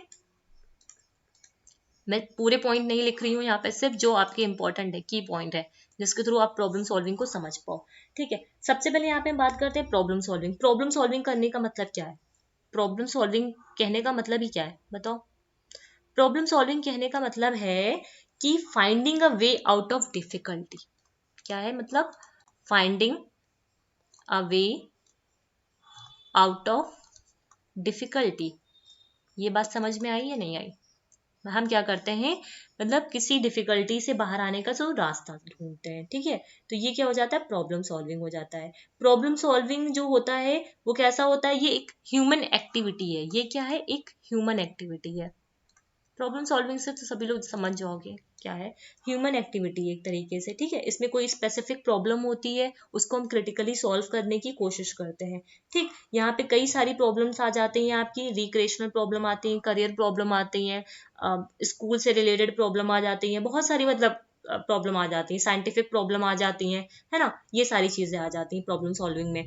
ठीक, तो प्रॉब्लम सॉल्विंग जो है आपका, ठीक है, यहाँ पे देखो इसमें एक चीज आती है, एक चीज मैं भूल रही हूँ इसमें, इसका जो यहाँ पे जो होता है प्रॉब्लम सॉल्विंग में, इसको हम लोग बोलते हैं मेंटल प्रोसेस। प्रॉब्लम सॉल्विंग में क्या होता है, एक मेंटल प्रोसेस होता है ना, मेंटल प्रोसेस होता है, जिसके थ्रू हम क्या करते हैं, किसी पर्टिकुलर जो प्रॉब्लम होती है, ठीक है, उसको हम सॉल्व कर पाते हैं, उस प्रॉब्लम के सॉल्यूशन को हम एनालाइज कर पाते हैं, या फिर जो भी ऑब्स्टिकल आ रहे हैं उस प्रॉब्लम को सॉल्व करने के लिए उसको हम क्या करते हैं, यहाँ पे सॉल्व कर पाते हैं। इनकी कई सारी प्रॉब्लम सॉल्विंग की डेफिनेशंस हैं, जिसमें स्किनर की आती है, वुड्सवर्थ की आती है, मार्क्यूज की आती है, ये सारी चीजें आती हैं, है ना। तो ये चीजें होती हैं। एक इसमें प्रॉब्लम स्पेस के बारे में भी बात किया गया है। प्रॉब्लम स्पेस में जैसे रूल्स होते हैं, ठीक है, मतलब एक हमारा इनिशियल स्टेट होता है, उसी के अंदर कुछ गोल होते हैं, कुछ पर्सन्स होते हैं, उस कुछ रूल को फॉलो करते हैं, ये सारी चीजें कुछ टर्म है। ठीक है, ये चीजें आती हैं इसमें। ठीक, अब आते हैं इसकी जो प्रॉब्लम सॉल्विंग का नेचर कैसा होता है। ठीक है, अगर हम इसकी नेचर की बात करते हैं प्रॉब्लम सॉल्विंग में, तो नेचर कैसा होता है, इस पर तो ज्यादा कुछ पढ़ाने वाला भी नहीं है। प्रॉब्लम सॉल्विंग का जो नेचर होता है वो कैसा होता है, जो प्रॉब्लम सॉल्विंग होता है ना, यहाँ पे क्या होती है, हमारा कॉन्शियस माइंड। ठीक है, हमारा हम कॉन्शियसली किसी प्रॉब्लम को सॉल्व करते हैं। ठीक है, कॉन्शियसली किसी प्रॉब्लम को यहाँ पे हम सॉल्व करते हैं, सीरियस एफर्ट्स होते हैं। ठीक है, किसी की मतलब थिंकिंग इन्वॉल्व होती है यहाँ पे। ठीक है, वंस थिंकिंग, किसी की थिंकिंग, रीजनिंग पावर, ठीक है, थिंकिंग और रीजनिंग पावर, ये सारी चीजें यहाँ पे इन्वॉल्व होती हैं नेचर में इसके। ठीक है, प्रॉब्लम सॉल्विंग एक तरीके का क्या होता है, जो हमारा मतलब एडजस्टमेंट होता है ना नई सिचुएशन में, ठीक है, उसमें ये हेल्प करता है। ठीक है, तो ये प्रॉब्लम सॉल्विंग हो गया। तो कह सकते हैं जो प्रॉब्लम सॉल्विंग है ये क्या होता है, एक मेंटल प्रोसेस होता है, जिसमें जो पीपल होते हैं वो क्या करते हैं, किसी पर्टिकुलर प्रॉब्लम को सॉल्व करते हैं, जिसमें भी वो ऑब्स्टिकल, मतलब जिसमें भी कोई भी ऑब्स्टिकल है जो उसको फेस कर रहे हैं उस प्रॉब्लम को सॉल्व करने में, जिससे वो ओवरकम कर पाते हैं। यहाँ पे हमारी हमारी क्रिटिकल थिंकिंग इन्वॉल्व होती है। ठीक है, यहाँ पे हम क्या करते हैं, ओवरऑल किसी डिफिकल्टी से निकलने का वे, रास्ता खोजते हैं, इसको ऐसे समझ लो, किसी डिफिकल्टी से निकलने का हम क्या करते हैं, रास्ता खोजते हैं यहाँ पे। ठीक है, इसमें कोई दिक्कत मुझे नहीं लगता इसमें होनी चाहिए। अब प्रॉब्लम सॉल्विंग के कई सारे फैक्टर्स होते हैं, कौन कौन से ऐसे फैक्टर्स हैं जो प्रॉब्लम सॉल्विंग में आते हैं। देखो, पहला जो फैक्टर है प्रॉब्लम सॉल्विंग का वो क्या आता है, नेचर ऑफ द प्रॉब्लम। क्या है, नेचर ऑफ द प्रॉब्लम। ठीक है, अब कौन सी प्रॉब्लम है, हमारी स्कूल की प्रॉब्लम है, हमारे घर की प्रॉब्लम है, हमारे रिलेशनशिप की प्रॉब्लम है, एकेडमिक है, क्या है। ठीक है, पहला आता है nature of the problem, problem का नेचर कैसा है ये आता है। दूसरा आता है उसका degree of difference between the initial and goal state. ठीक है, degree of initial and the goal state. ठीक है, जो हमारा इनिशियल स्टेट है और जो हमारा गोल स्टेट है उसके बीच में क्या डिफरेंस है, हमें कितना गैप है, ये पता होना चाहिए।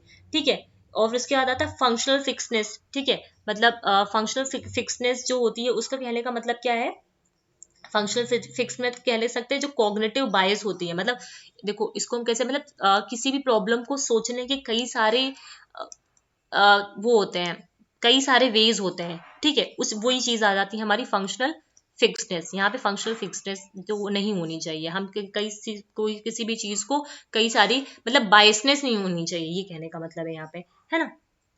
तो ये नेचर हो गया। अब इसके बाद इसकी सबसे ज्यादा जो इंपॉर्टेंट है ना, इनके स्टेप्स इंपॉर्टेंट है। सबसे ज्यादा क्या इंपॉर्टेंट है, इनके स्टेप्स, ये लिख लो, ये याद होने चाहिए क्योंकि स्टेप्स ये एप्लीकेशन में प्रॉब्लम्स के थ्रू आते हैं। मतलब किसी दे देंगे, कई सारे स्टेप्स दे देंगे और पूछेंगे प्रॉब्लम सॉल्विंग का स्टेप क्या होता है। तो सबसे पहले इसमें आता है, इसको मैं ऐसे बनाती हूँ, चार्ट के थ्रू बना देती हूँ जैसे आपको और अच्छे से समझ में आ जाए स्टेप्स में। रुको, स्टेप्स में आ जाओ। सबसे पहले आता है आपका आइडेंटिफाई। अभी मैं एक्सप्लेन भी कर दूंगी आइडेंटिफाई में है क्या ये। आइडेंटिफाई, देन क्या आता है आपका आइडेंटिफाई करने के बाद एक्सप्लोर। जब आप पीवाईक्यूज उठाओगे तो उसमें देखना इससे ऐसे क्वेश्चन पूछे गए हैं। फिर एक्सप्लोर करने के बाद क्या आता है, सेट गोल, ठीक है, सेट गोल। फिर आता है लुक एट अल्टरनेटिव, ठीक है, घुमा फिरा के इनडायरेक्टली इससे क्वेश्चंस आते हैं आपके, अल्टरनेटिव्स को देखना, ठीक है, लुक फॉर अल्टरनेटिव्स। देन क्या आता है फिर आपका, फिर आता है सेलेक्ट। अब जो भी अल्टरनेटिव्स हमने देखे हैं उसमें से कुछ चीजों को हम सेलेक्ट कर लेंगे जो हमारे लिए सही है, ठीक। सेलेक्ट करने के बाद हम क्या करेंगे, उन चीजों को इम्प्लीमेंट करेंगे। क्या करेंगे, इम्प्लीमेंट करेंगे। इम्प्लीमेंट करने के बाद हम लास्ट स्टेज में जाएंगे तो क्या करेंगे, इवेल्युएट करेंगे। ये बात समझ में आई या नहीं आई, ठीक है। ये इसके स्टेप। अब इसको यहाँ पे जोड़ मत देना, जोड़ दोगे तो ये क्या बन जाएगी, साइक्लिक चेन बन जाएगी। नहीं, हमने यहाँ से स्टार्ट किया, पहला स्टेप, दूसरा स्टेप, तीसरा स्टेप, ये ध्यान रखना मैं समझाने के लिए सिर्फ ऐसे बनाया है। जोड़ दोगे तो वो साइक्लिक बन जाएगा। इवेल्युएट करेंगे, फिर आइडेंटिफाई करेंगे, है ना, लेकिन हमको यहाँ पे ऐसे करना है, ठीक है। तो सबसे पहले आता है identifying the problem. Identifying the problem करने का ये this is the first step of the problem solving process, जिसमें हम क्या करते हैं, प्रॉब्लम को आइडेंटिफाई करते हैं, ठीक है। जिसमें हम क्या करते हैं, प्रॉब्लम सॉल्विंग को, जो भी हमारी प्रॉब्लम्स है उसको हम यहाँ पे क्या करते हैं, आइडेंटिफाई करते हैं। This is the first step of the problem solving process, clear है। फिर आता है एक्सप्लोरिंग द प्रॉब्लम। जो भी प्रॉब्लम्स है अब उसको यहाँ पे एक्सप्लोर, मतलब उसके हम कई सारे आइडेंटिफाई करने के बाद उसका हम देखेंगे कहाँ से प्रॉब्लम आई, कैसे ये प्रॉब्लम आई, क्या क्या इसमें दिक्कत आ रही, क्या इसके सिम्टम्स हैं, ये सारे कुछ आता है। फिर आता है सेटिंग गोल। सेटिंग जब हम एक्सप्लोर कर लेंगे, प्रॉब्लम को हमने एनालाइज कर लिया, देख लिया क्या किस वजह से कैसी ये दिक्कत आई है, क्या क्या चीजों पे हमको फोकस करना है ना, मतलब ये सारी चीजें आ जाएंगी। उसके बाद एक गोल, यहाँ पे गोल सेटिंग स्टेज आ जाती है। यहाँ पे हमने गोल एक सेट कर लिया, ठीक। उसके बाद हम कई सारे ऑप्शंस को देखेंगे कि अब इस गोल को अचीव करने के लिए हम क्या क्या चीजें देख सकते हैं, ठीक है। मतलब नेक्स्ट स्टेप पे जाने के लिए हम क्या करेंगे, पहले goal setting, sorry alternative, look for alternative में क्या होता है, कई सारे ऑप्शंस को हम यहाँ पे देखेंगे, ठीक है, कि इसके लिए हम ये कर सकते हैं, ये सारी चीजें आ जाती हैं। फिर उसके बाद हम उसमें से कुछ प्रॉब्लम जो हमारे लिए सही, मतलब जो चीजें सही होंगी अल्टरनेटिव्स, उसको हम सेलेक्ट कर लेंगे, बाद में उसको इम्प्लीमेंट करेंगे, फिर उसको हम क्या करेंगे, इवेल्युएट करके देख लेंगे, ठीक है। इसी में एक आता है माइंड मैपिंग करके कंसेप्ट। कौन सा कंसेप्ट आता है, माइंड मैपिंग, ये लिख लो। ये पूछा जाता है कि ये जो माइंड मैपिंग वो किसने दिया था, माइंड मैपिंग, ठीक है। माइंड मैपिंग, ये जो माइंड मैपिंग है वो किसने दिया था, टोनी बुजॉन। किसने दिया था, टोनी बुजॉन। नाम होना याद होना चाहिए। ये आपके जो आपका पेपर 1 है ना उसमें भी पूछा जाता है ये, ठीक है। टोनी बुजॉन ने ये दिया था माइंड मैपिंग का कंसेप्ट। देखो माइंड मैपिंग में हम क्या करते हैं, सिंपल सा, हम माइंड में, देखो ये मैंने क्या किया है, अब हम मुझे क्या करना, अब या तो दो ऑप्शन, दो चीजें हो सकती हैं, ये मैं लिखूं आइडेंटिफाई, उसके बाद इसका पूरा डिटेल लिखूं, फिर मैं लिखूं यहाँ पे एक्सप्लोर, उसके बाद फिर यहाँ पे फिर कॉपी में नोट्स में ऐसे बनाऊं, फिर सेटिंग गोल्स, फिर उसके बाद फिर मैं ऐसे लिखूं। तो ये माइंड मैपिंग नहीं है। मैंने क्या किया, सिंपल से एक पिक्चर बनाई, उसमें ये सारे एलिमेंट्स को डाल दिया, ठीक। और जैसे मुझे एग्जाम होगा तो एक बार मैं ओपन करके देख लूंगी, जैसे मैं यहाँ पे रिवीजन आपको करा रही हूँ, ठीक है। तो चार्ट्स के थ्रू क्या करें, हम उन सारी मतलब पिक्चर के फॉर्म में, जैसे हमारा जो माइंड होता है ना पिक्चर को जल्दी परसीव कर लेता है, ठीक है। तो इसी वजह, अब जैसे ये पिक्चर है तो आपके दिमाग में रह जाएगा identify, explore, set, look, alternative, select, implement, evaluate, या फिर एक कहानी की तरह भी इसको याद कर लो, ठीक। तो ये होती है, हम पिक्चर्स के फॉर्म में देते हैं, ठीक है। तो ये माइंड मैपिंग का कंसेप्ट किसने दिया था, टोनी बुजॉन ने दिया था। इसमें कोई दिक्कत नहीं होनी चाहिए, है ना। अब आ जाओ नेक्स्ट, आ जाओ नेक्स्ट है आपका, नेक्स्ट आता है आपका वो क्या बोलते हैं उसको, क्रिएटिविटी। क्रिएटिविटी है, क्रिटिकल थिंकिंग है ना, ये सारी चीजें हैं आपकी। अब नेक्स्ट हम लोग देख लेते हैं क्रिएटिविटी क्या होती है। क्रिएटिविटी में पूछा भी जाता है कई सारे, इसमें इसके जो प्रोसेस होते हैं ना उससे क्वेश्चंस इसके आते हैं क्रिएटिविटी में। क्रिएटिविटी, उम्मीद है ये आपको समझ में आया होगा। अब क्रिएटिविटी क्या होता है? क्रिएटिविटी मत कहने का मतलब है कि जो हमारे नोवेल आइडियाज होते हैं ना वो आ जाते हैं इसमें। मतलब हम क्या करते हैं, प्रोडक्शन करते हैं अनकॉमन एंड नोवेल आइडियाज का। प्रोडक्शन ऑफ, मैं सीधे की पॉइंट्स पे याद आती हूँ, production of uncommon and novel ideas. ठीक है, नोवेल आइडियाज। अब जब हम इसको अपने स्लाइड्स के थ्रू करेंगे ना तो हम और डिटेल में जाके करेंगे। ठीक है, नोवेल आइडियाज ये कैसे होते हैं, हाईली रेलिवेंट होते हैं, हायर ऑर्डर थिंकिंग होती है। यहाँ पे क्या होती है, हायर ऑर्डर थिंकिंग हमारी इन्वॉल्व होती है। ठीक है, और क्या हो सकता है इसमें, यहाँ पे हम क्या करते हैं, कुछ प्रोडक्टिव निकालने की कोशिश करते हैं। ठीक है, प्रोडक्टिव चीजें यहाँ पे फाइंड आउट करने की कोशिश करते हैं। ठीक है, मतलब जो ओरिजिनल है ना, जो अनएक्सपेक्टेड है, बिल्कुल इनोवेटिव है, वो सारी चीजें यहाँ पे आ जाती हैं। ठीक है, समथिंग डिफरेंट, क्या बोल सकते हैं, समथिंग डिफरेंट। समथिंग डिफरेंट यहाँ पे कुछ करने की करते हैं, आज कुछ तूफानी करते हैं। ठीक है, समथिंग डिफरेंट मतलब कुछ अपने इंटेलिजेंस का यूज करके, कॉग्निशन का यूज करके कुछ डिफरेंट निकालने की कोशिश करते हैं। ठीक है, तो वो किस में आता है, हमारा क्रिएटिविटी में आता है। ठीक, इस ये कैसा होता है, अगर देख मतलब नेचर ऑफ क्रिएटिविटी की बात करें तो इसमें कई 4 क्राइटेरिया आते हैं। ठीक है, मतलब 4 क्राइटेरिया में क्या क्या आता है, कैसा होना चाहिए, नॉवेल्टी होनी चाहिए इसके अंदर, क्या होनी चाहिए, नॉवेल्टी। ये सारे जैसे ये सारे जो मैंने चीजें वर्ड्स लिखे है ना, इसको देख करके आपको समझ जाना ये क्रिएटिविटी से रिलेटेड है। नॉवेल्टी होनी चाहिए, यूजफुलनेस होनी चाहिए। ठीक है, उसका यूज होना चाहिए, ऐसा नहीं कि मतलब बेकार हो वो। ठीक है, यूजफुलनेस होनी चाहिए, है ना। जो हमारी प्रायर एक्सेप्टेड, जो प्रीवियसली एक्सेप्टेड जो आइडियाज है उसको ये रिजेक्ट करते हैं। ठीक है, यहाँ पे प्रायर थिंकिंग को नहीं, मतलब जो भी पहले के आइडियाज है उसको ये एक्सेप्ट नहीं करते हैं, है ना। यहाँ पे जो भी चीजें हो वो कैसी होनी चाहिए, क्लियर होनी चाहिए और एक न्यू होनी चाहिए, क्लियर होनी चाहिए, न्यू होनी चाहिए, ये सारी चीजें आती हैं। ठीक है, यहाँ पे हमारा इमेजिनेशन इन्वॉल्व होता है। ठीक है, यहाँ पे हमारा क्या इन्वॉल्व होता है, इमेजिनेशन इन्वॉल्व होता है। और ये कैसा होता है, पर्पसफुल भी इसे बोल सकते हैं। ये कैसा होता है, पर्पसफुल भी होता है, हाँ कह सकते हैं इसको, पर्पसफुल भी होता है। ठीक है, पर्पसफुल भी होता है ये। ठीक है, पर्पसफुल कहने का मतलब क्या है कि हमें कौन से गोल, मतलब हमारे जो एक्शंस है, हमारे जो इमेजिनेशन है उसके अकॉर्डिंग ये काम करता है। ठीक है, अब जो इसमें कई सारे एस्पेक्ट आते हैं आपके, अब ये एस्पेक्ट कौन कौन से, ये इंपॉर्टेंट है आपके। ठीक है, कई सारे एस्पेक्ट में अगर हम बात करें क्रिएटिविटी में तो क्या क्या आ जाता है आपका, फ्लेक्सिबिलिटी, क्या आता है, फ्लेक्सिबिलिटी। और क्या जाता है इसमें, ओरिजिनलिटी। ध्यान देना, ये बहुत एग्जाम में पूछे गए हुए ये सारे। ओरिजिनलिटी होती है ना। और इलेबोरेशन होता है, क्या होता है, इलेबोरेशन होता है ना। ये चीज समझ में आई, क्या होता है। और यहाँ पे हमारी डाइवर्जेंट थिंकिंग इन्वॉल्व होती है। कौन सी थिंकिंग इन्वॉल्व होती है, डाइवर्जेंट थिंकिंग। ठीक है, डाइवर्जेंट थिंकिंग इन्वॉल्व होती है, कन्वर्जेंट नहीं। मतलब एक सोल्यूशन, एक प्रॉब्लम है उसके कई सारे सोल्यूशन है, कई सारे सोल्यूशन है। ठीक है, तो ये है हमारी डाइवर्जेंट थिंकिंग। ठीक है, और इसमें और क्या आ जाता है, क्रिएटिव थिंकिंग में इलेबोरेशन हो गया। हाँ ठीक है, हाँ अब आज एस्पेक्ट में हम लोगों ने, हाँ इसमें एस्पेक्ट में एक चीज और आती है, फ्लुएंसी भी आती है। ठीक है, ये क्या है, फ्लुएंस भी होती है, फ्लुएंसी होती है, फ्लेक्सिबिलिटी होती है, ओरिजिनलिटी होती है, इलेबोरेशन होता है ना। और अब्स्ट्रैक्टनेस ऑफ टाइटल्स। ठीक है, अब्स्ट्रैक्टनेस होती है, अब्स्ट्रैक्टनेस ऑफ टाइटल्स। ठीक है, और क्या होता है इसमें, एक लास्ट और होता है, रेजिस्टेंस टू परमानेंट, मतलब समय से पहले जो चीजें होती है ना, प्री मेच्योर जो क्लोजर होता है। ठीक है, वो चीज आती है यहाँ पे, resistance to premature closure. ठीक है, कोई दिक्कत है यहाँ तक। ये क्या है, कुछ एस्पेक्ट्स हैं आपकी क्रिएटिविटी के जो आपको याद होनी चाहिए। जैसे फ्लुएंसी की हमने बात की है ना, जैसे हमने यहाँ पे बात किसकी की, फ्लुएंसी के बारे में बात की। तो फ्लुएंसी कहने का मतलब क्या है, जो भी हमारे आइडियाज हैं, ठीक है, वो सारी चीजें हमारी जो फ्लुएंसी है, मतलब नंबर ऑफ आइडियाज, ठीक है, कितने फ्लुएंट हैं, ठीक है, वो सारी चीजें आती हैं।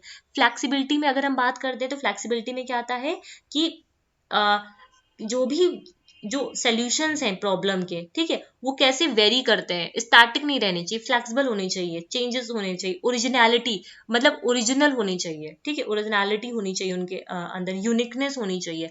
इलेबोरेशन की अगर हम बात करें, इलेबोरेशन का मतलब क्या होता है कि हम कितना ज्यादा उस कंसेप्ट को और इलेबोरेट कर पा रहे हैं। एब्स्ट्रैक्टनेस ऑफ टाइटल्स की अगर हम बात करें तो यहाँ पे क्या होता है, द डिग्री बियॉन्ड लेबलिंग, मतलब यहाँ पे क्या होता है, क्रिएटिविटी इन्वॉल्व होती है, ठीक है, एब्स्ट्रैक्टनेस रहती है, जो भी हम उस टाइटल को कितना ज्यादा और कंक्रीट वे में ले जा सकते हैं, है ना। रेजिस्टेंस टू प्रीमेच्योर क्लोजर की अगर हम बात करें तो यहाँ पे क्या होता है, साइकोलॉजिकल ओपननेस होती है, यहाँ पे क्या होता है, साइकोलॉजिकल ओपननेस होती है, ठीक।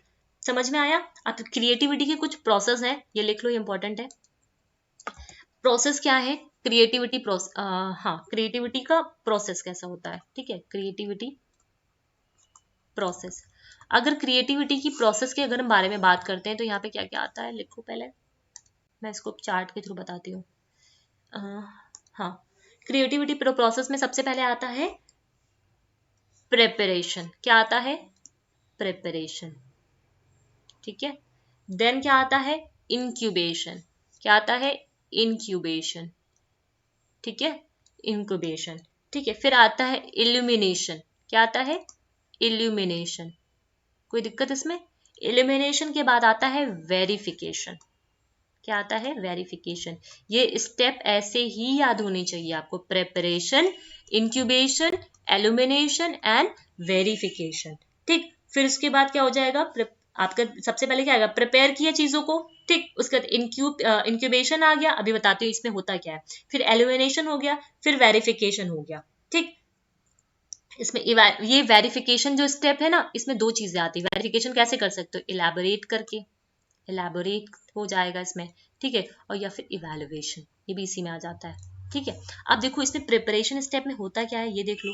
प्रिपरेशन स्टेप्स, प्रिपरेशन कहने का मतलब क्या है, हम क्या करेंगे, फोकस करेंगे, जो भी मतलब हम चीज को, जो भी नॉलेज है, ठीक है, जो भी नॉलेज के थ्रू हम जो कंसेप्ट को बिल्ड करना चाह रहे हैं, यहाँ पे क्या आएगा, हमारा फोकस आएगा, हमारा क्या आएगा, फोकस आएगा, अटेंशन आएगा, फोकस हो गया, अटेंशन हो गया, ये सारी चीजें यहाँ पे आएंगी, ठीक है। इनक्यूबेशन में क्या करेंगे, अब हम क्या करेंगे, मतलब इन कह सकते हो इसको इंक्यूबेशन वाली, देखो इंक्यूबेशन कहने का मतलब क्या है, प्रिपरेशन में क्या हो गया, प्रिपरेशन में क्या करेंगे, इंफॉर्मेशन को हमने गैदर कर लिया, ऐसा समझो, इंफॉर्मेशन को हमने क्या किया यहाँ पे, गैदर किया। ये बात समझ में आई।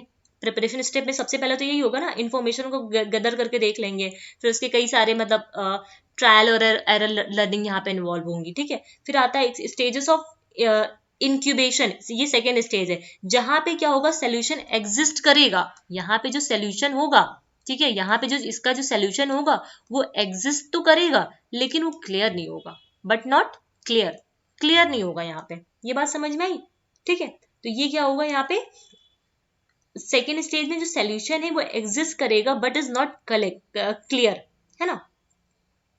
फिर आता है आपका इल्यूमिनेशन। इल्यूमिनेशन जैसे हम लोग ने कोहलर की इनसाइट थ्योरी पढ़ी थी, यहाँ पे एकदम से क्या हो जाएगा, एक आहा मोमेंट आ जाता है। कौन सा मोमेंट आता है, आहा, अचानक से आपको आपकी बत्ती जल गई और वहां पे आपको सोल्यूशन आ गया, ठीक। तो ये क्या, इल्यूमिनेशन, सडनली जो चीजें आ जाए आपके दिमाग में, सडनली आपके दिमाग में कोई एक्सपीरियंस आ गया, या सडनली इंसाइट आ गया, आपका इंसाइट आ गया, इंसाइट ऑफ द प्रॉब्लम, ये चीजें आ जाएंगी यहाँ पे। ये बात समझ में आई।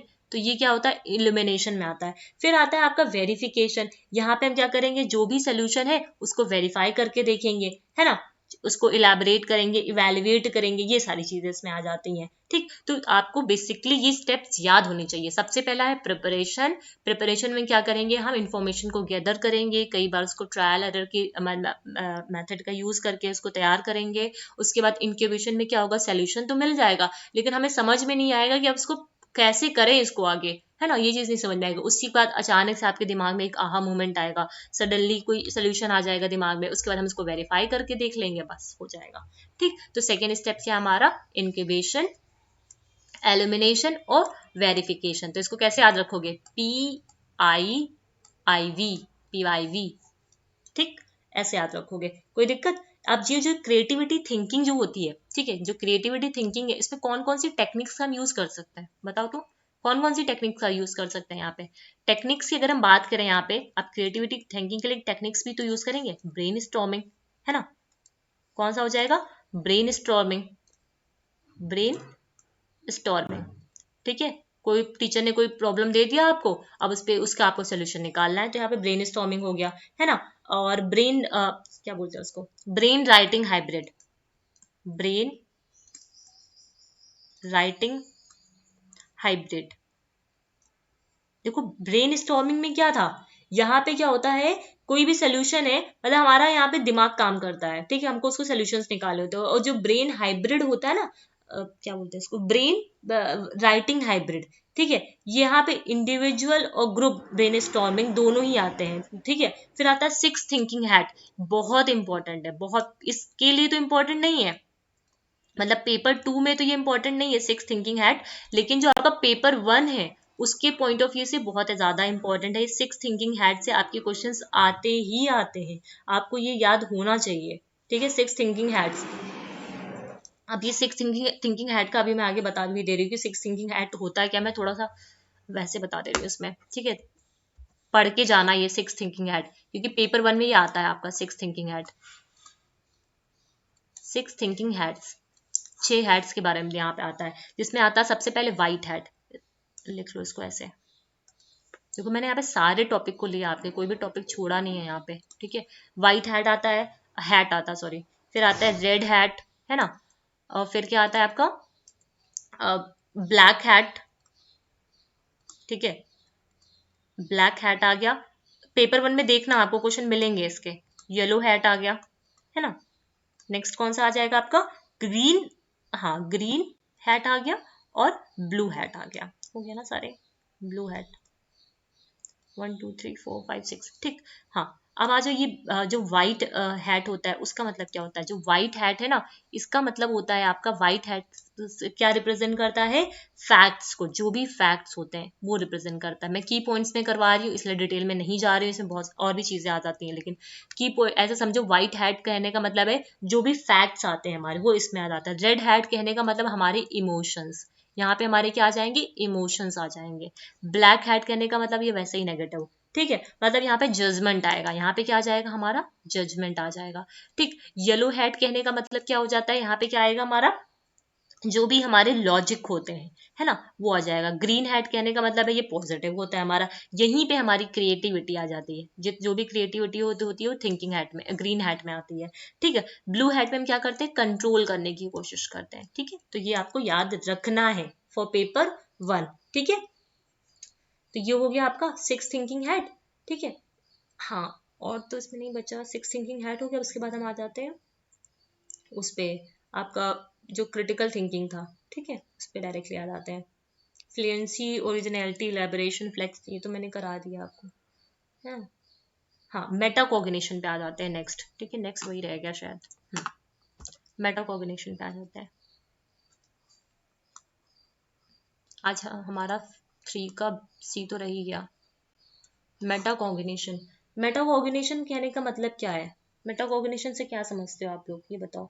मेटाकॉग्निशन किसने दिया था, ये सबसे पहले जो ये टर्म था वो किसने कॉइन किया था, पूछा जाता है ये है ना, कि सबसे पहले इस टर्म को कॉइन किसने किया था।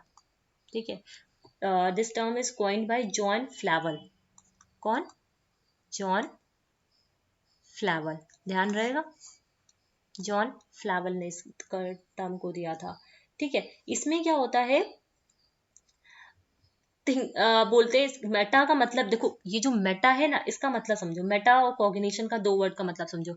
मेटा का मतलब क्या हुआ आपका, मेटा कहने का मतलब क्या होता है, बियॉन्ड, है ना, मेटा कहने का मतलब क्या होता है, बियॉन्ड, ये बात समझ में आई। और कॉग्निशन कहने का मतलब क्या होता है, जो कॉग्निशन होता है उसका कहने का मतलब होता है थिंकिंग, बियॉन्ड थिंकिंग। अब बात समझ में आई, दोनों को जोड़ दो, बियॉन्ड थिंकिंग, ये इसका मतलब होता है। ठीक है, तो सिंपल सा अगर कोई बोले कि मेटाकॉग्निशन का मतलब क्या होता है, तो बियॉन्ड थिंकिंग। मेटा मतलब बियॉन्ड, ठीक है, मेटा का मतलब क्या हुआ, बियॉन्ड, और कॉग्निशन का मतलब हुआ थिंकिंग। समझ में आया। अब यहाँ पे नेचर की अगर हम बात करें, इसके नेचर में हम देखें तो इसका नेचर कैसा होता है, यहाँ पे इन डेप्थ थिंकिंग होती है।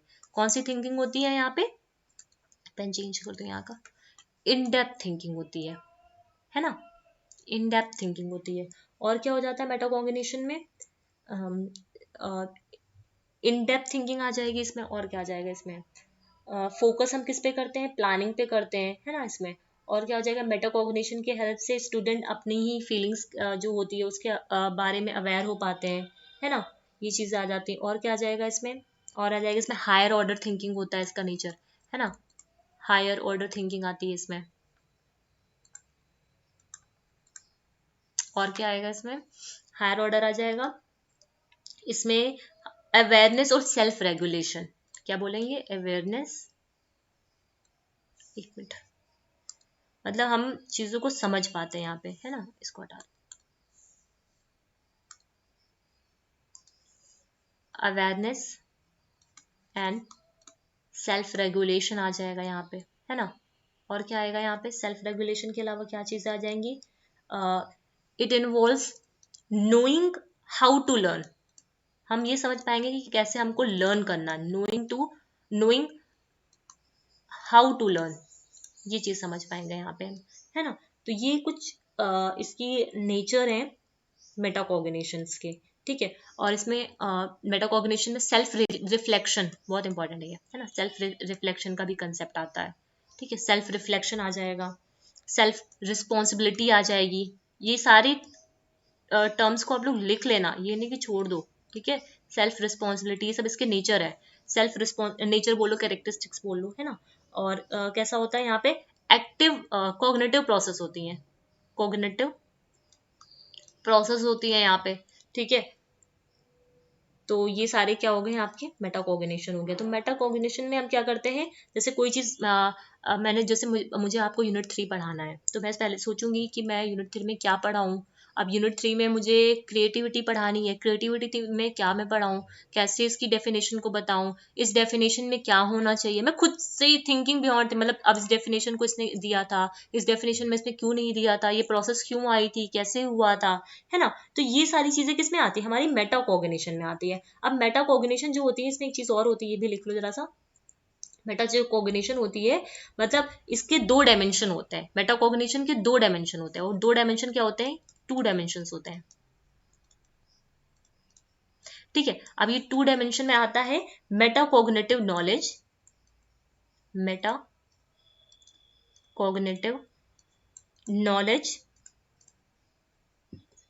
ठीक है। और मेटाकॉग्निटिव रेगुलेशन क्या होता है, ये भी समझ लो इसको, कॉग्निटिव रेगुलेशन, ठीक है। अब मेटाकॉग्निटिव जो नॉलेज होती है उसका कहने का मतलब क्या है, और मेटाकॉग्निटिव जो रेगुलेशन होती है उसका कहने का मतलब क्या है। अगर हम मेटाकॉग्निटिव नॉलेज की बात करते हैं तो वहां पे क्या आता है, लर्नर्स की जो नॉलेज होती है, ठीक है, लर्नर्स की जो नॉलेज होती है, it includes the learner knowledge of their own cognitive abilities, मतलब कि जैसे जो लर्नर की खुद का जो दिमाग, मतलब खुद का जो उसका ज्ञान होता है, उसके कॉग्निटिव की वजह से, कॉग्निटिव एबिलिटीज की वजह से वो आती है यहाँ पे, लर्नर्स नॉलेज, आप ऐसे लिख लो, learners knowledge of their own cognitive abilities, cognitive abilities वो यहाँ पे आती है आपकी, ठीक है। यहाँ पे क्या आ जाएंगी, लर्नर्स की knowledge of their cognitive abilities ही आ जाएगी। लर्नर्स की जो मतलब पर्टिकुलर टास्क को कैसे परफॉर्म करना है, ये उसकी खुद की नॉलेज है ना। तो उसका जो नॉलेज जो चीज आ जाएगा, नॉलेज वाला पॉइंट आएगा, वो किसमें आएगा, मेटाकॉग्निटिव नॉलेज में आ जाएगा, ठीक। अब मेटाकॉग्निटिव रेगुलेशन में क्या आता है, जो लर्नर कैसे मॉनिटर कर पाते हैं अपनी जो भी कॉग्निटिव प्रोसेस है, ठीक है। यहाँ पे क्या आएगा, मॉनिटर करना, क्या आएगा, मॉनिटर करना और कंट्रोल करना, ठीक है, कंट्रोल करना देयर कॉग्निटिव प्रोसेस, ठीक है, देयर कॉग्निटिव प्रोसेस, ये यहाँ पे आएगा। समझ में आई बात। अगर मेटाकॉग्निटिव नॉलेज की हम बात करें तो यहाँ पे है कि जो लर्नर्स की नॉलेज है, ठीक है, वो सारी चीजें यहाँ पे आ जाएंगे। मेटाकॉग्निटिव रेगुलेशन में क्या आएगा, जो भी ये डिस्क्राइब करता है how learners monitor and control their cognitive process, कैसे अपनी कैसे लर्नर अपने कॉग्निटिव प्रोसेस को मॉनिटर करते हैं, कंट्रोल करते हैं, ये चीजें यहाँ पे आ जाती हैं। ये चीज समझ में आई, इसमें कोई दिक्कत नहीं होनी चाहिए, है ना। तो ये हो गया आपका। फिर आता है इसमें एक चीज और आता है, जो इसके कुछ कंपोनेंट्स होते हैं, ठीक है। ये कंपोनेंट्स भी मैं यहीं पे लिख के बता दूं, ये आगे लिख देती हूँ, यहीं पे लिख लो कंपोनेंट्स में, एक मिनट आ जाओ, इधर ही आ जाओ, मेटाकॉग्निटिव के कंपोनेंट्स देख लो, बस ये लास्ट है आपका, ठीक है, अब 3C हम लोग कल करेंगे, ध्यान देंगे आज, ये वीडियो बहुत लंबी हो जाएगी क्योंकि उसमें थ्योरीज हैं बहुत सारी। मेटाकोग्निटिव कंपोनेंट्स में आता है आपका वही जो मेटाकोग्निटिव मैंने जो नॉलेज और ये बताया ना, उसी के अंदर मैं बता रही हूँ ये, यहाँ पे देखना, मेटा कॉग्निटिव जो नॉलेज देखा अभी हमने, ठीक है, और हमने क्या देखा, मेटा कॉग्निटिव रेगुलेशन देखा, ठीक है। अब ये चीजें तो आपने वहां पे समझ ली, ये क्या होती है, नॉलेज से होता है, ये मॉनिटर करना होता है ना, अब कंट्रोल करना होता है कॉग्निटिव प्रोसेस के, इसी में आती है। अब ये जो नॉलेज है, ये कंपोनेंट्स हैं आपके, जो ये दिया किसने था, जॉन फ्लेवेल ने आइडेंटिफाई किया था, दो कंपोनेंट्स, ठीक है, दो डायमेंशन को जॉन फ्लेवेल ने आइडेंटिफाई किया था, that is metacognitive knowledge and metacognitive regulation, जिसमें मेटाकॉग्निटिव नॉलेज में उन्होंने 3 नॉलेज के बारे में बात की। अब ये मैंने तो बस वहां पे आपको क्या बताया, जो मेटाकॉग्निटिव नॉलेज होती है वो जो लर्नर्स की जो नॉलेज होती है ऑफ देयर कॉग्निटिव एबिलिटीज। अब ये भी 3 टाइप्स की नॉलेज होती है। अब 3 टाइप्स की नॉलेज ये कौन सी है, एक मिनट पेन चेंज करते हैं इससे। 3 टाइप की नॉलेज इंपॉर्टेंट है, ध्यान रखना, ये 3 टाइप की नॉलेज होती है। एक होती है डेक्लेरेटिव नॉलेज, एक होती है डेक्लेरेटिव नॉलेज, है ना, डेक्लेरेटिव नॉलेज, एक होती है आपकी डेक्लेरेटिव और डीसीएस नहीं डीपीएस करके मैंने याद किया था इसको, डीपीएस करके, एक होती है आपकी प्रोसीजरल नॉलेज, एक होती है आपकी प्रोसीजरल नॉलेज। अब याद इसको कैसे रखना है आपको, ये अब देख लो, ठीक है, मैंने डीपीएस करके याद कर लिया था, स्कूल का नाम है ये, ठीक है, स्ट्रैटेजी नॉलेज, है ना, आप अपने तरीके से याद कर लो जैसे याद हो जाए, स्ट्रैटेजी नॉलेज, ठीक है। तो डीपीएस मतलब डिक्लेरेटिव नॉलेज हो गया, पी मतलब प्रोसीजरल नॉलेज हो गया, एस का मतलब है स्ट्रैटेजी नॉलेज हो गया, ठीक है। अब डिक्लेरेटिव नॉलेज कौन सी नॉलेज होती है, कहाँ गया, अरे एक मिनट को, डिक्लेरेटिव नॉलेज कौन सी नॉलेज होती है, उसकी खुद का, है ना, ओन एबिलिटीज, अपनी वो खुद की एबिलिटीज को जब अंडरस्टैंड कर पाता है, ठीक है, अंडरस्टैंड कर पाता है अपनी खुद की जो कैपेबिलिटीज होती हैं, ठीक है, खुद की कैपेबिलिटीज को जो वो समझ पाता है, अंडरस्टैंड कर पाता है, वो चीजें आती हैं। प्रोसीजरल नॉलेज में अगर बात करें तो यहाँ पे कंटेंट आता है, ठीक है, कितना बड़ा कंटेंट है, मतलब उसकी लेंथ आती है, ठीक है, टास्क जो भी हम उसको परफॉर्म करवा रहे हैं उसके बारे में नॉलेज जो होनी चाहिए, वो सारी चीजें, मतलब कंटेंट की नॉलेज से इसको याद कर सकते हो। फिर स्ट्रैटेजी नॉलेज में अगर हम बात करें, स्ट्रैटेजी नॉलेज में क्या जाएगा हमारा, ये एक तरह की कंडीशनल नॉलेज होती है। ये कैसी नॉलेज होती है, कंडीशनल नॉलेज होती है।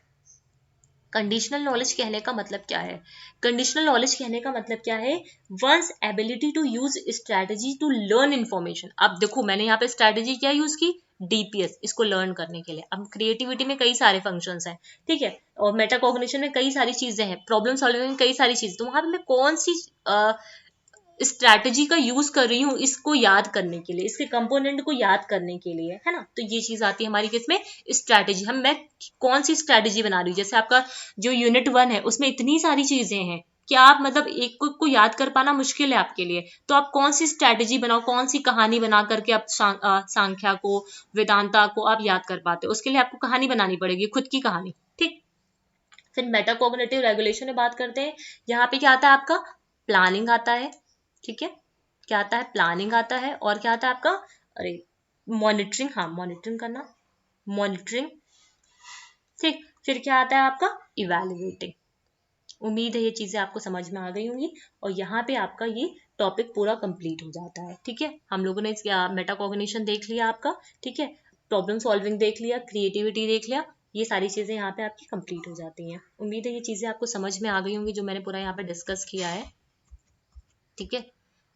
यहाँ से स्टार्ट किया था ना, असेसमेंट से स्टार्ट किया था, ठीक है, असेसमेंट ऑफ इंटेलिजेंस से स्टार्ट किया था, जहाँ पे हमने अल्फर्ड बिने से लेकर के पूरा स्टार्ट किया था, ये आईक्यू की रेंज है, ये सारी चीजें आप देख लोगे यहाँ पे, है ना।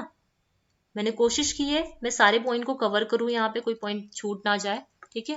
ये हो गया, उसके बाद आ जाओ, उसके बाद आता है आपका ये जो टाइप्स ऑफ इंटेलिजेंस देख लिया हम लोगों ने, फिर इंडिविजुअल ग्रुप टेस्ट क्या होता है, वर्बल नॉन वर्बल क्या होता है, culture fair test, culture bias test क्या होता है, फिर प्रॉब्लम सॉल्विंग का कंसेप्ट क्या होता है। इसको पता है प्रॉब्लम सॉल्विंग वगैरह को पूरा उसमें डिटेल में नहीं याद रखना है, इसको की पॉइंट से याद रखो, क्योंकि इसमें वो एप्लीकेशन बेस्ड क्वेश्चंस आते हैं आपके, ठीक है। इसकी जो प्रोसेस है, ये जो स्टेप्स हैं, ये इंपॉर्टेंट है इसके, है ना। और माइंड मैपिंग किसने दिया था, टोनी बुजॉन ने दिया था, ये याद रखना है। क्रिएटिविटी का कंसेप्ट क्या है, ये पूरा याद रखना है, ठीक है। क्रिएटिविटी की क्या प्रोसेस है, कैसे काम करता है ना, ये चीजें याद रखनी है। अब इसमें 6 थिंकिंग हैट्स आपकी इंपॉर्टेंट हो जाती हैं पेपर 1 के ठीक है। ये पेपर 1 के लिए इंपॉर्टेंट है, इसको याद रखिएगा, ठीक। फिर मेटाकॉग्निशन का कंसेप्ट हमने यहाँ पे पूरा डील कर लिया है, ठीक। तो ये सारी चीजें हमने यहाँ पे आज देख ली है, ठीक है। उम्मीद है ये आपको समझ में आई होंगी। मैंने कोशिश की है कि जितना ढंग से मैं बता पाऊँ उतना मैं बताऊं, ठीक है। अगर कोई सेशन कैसा लगा ये आप मुझे बताइएगा नीचे लिख करके। उसके अलावा जो आपकी प्रिंसिपल थ्योरीज है लर्निंग की, ये आपका सी सेक्शन है ना। ये कौन सा सेक्शन है आपका, 3 सेक्शन है, जिसमें हम बिहेवियरिस्टिक थ्योरी देखेंगे, कॉग्निटिव और सोशल लर्निंग थ्योरीज क्या होती हैं। अब ये सोशल लर्निंग जो थ्योरीज है कौन कौन से फैक्टर्स को अफेक्ट करते हैं। उसके बाद नेक्स्ट आता है आपका सेल्फ कॉन्फिडेंस का एक कंसेप्ट आता है, सोशल कॉग्निशन का आता है, सोशल रिलेशन कैसा होता है। तो कल का जो हमारा सेशन रहेगा उसमें हम ये 3C पूरा कंप्लीट करेंगे एक साथ, ठीक है।